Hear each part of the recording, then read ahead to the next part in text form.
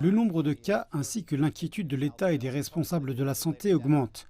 77 cas de transmission communautaire aujourd'hui, et ce qui est le plus alarmant pour les autorités de la santé est le fait que 33 de ces personnes circulaient dans la communauté alors qu'elles étaient contagieuses. Selon ces autorités, le variant Delta possède une grande capacité de prolifération et si une personne dans un foyer est atteinte, il est probable qu'elle infectera toutes les autres personnes de ce foyer.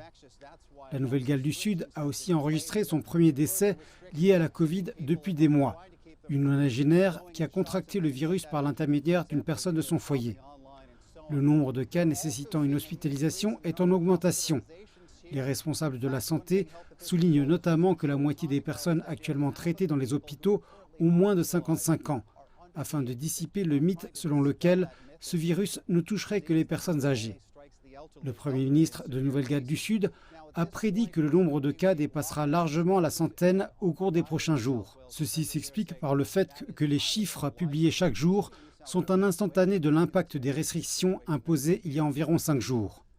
La principale préoccupation ici est le nombre de personnes infectieuses dans la communauté.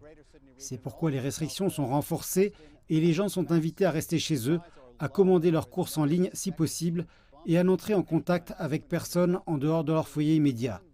Ce confinement de 3 semaines était censé prendre fin vendredi prochain, ce qui, selon le Premier ministre, semble désormais fort peu probable. Les vaccins sont la clé de la situation actuelle en Nouvelle-Galles du Sud.